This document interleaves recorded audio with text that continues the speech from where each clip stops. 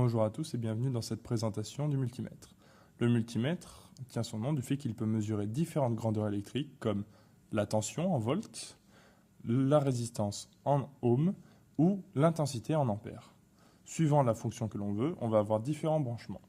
On va toujours utiliser la borne COM qui va nous servir de référence, mais on va pouvoir utiliser la borne volt ou ohm pour la fonction voltmètre ou ohmmètre et les branchements milliampères ou ampères pour mesurer l'intensité suivant l'intensité de notre courant. En réglant le multimètre de ce côté, je vais pouvoir mesurer la tension dans un circuit alimenté en courant continu, alors que de ce côté, je vais pouvoir mesurer la tension en utilisant un courant alternatif.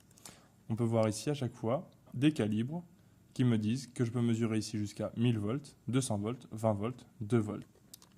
En réglant sur 1000 volts, je vois l'apparition éventuellement d'un moins, d'une valeur qui peut être négative, mais je ne vais pas avoir de décimale.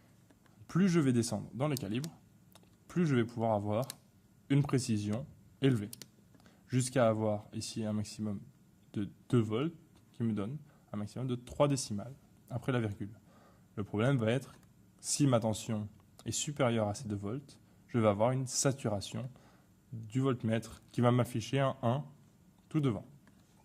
Pour utiliser le multimètre en mode ampère-mètre, je règle ma molette sur les 200 mA pour ensuite après descendre éventuellement à 20 mA ou 2 mA. Si jamais mon courant est trop important, je dois faire mon branchement sur les 10 A et régler ma molette ici. J'obtiens donc ici l'unité de mon ampérage avec 2 décimales.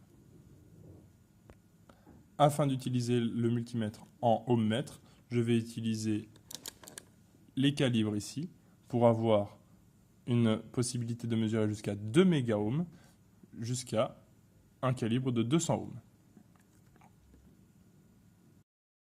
Afin d'utiliser correctement le multimètre, il est primordial de commencer par le plus gros calibre à chaque fois.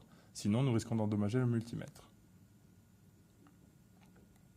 Voilà qui conclut la présentation du multimètre.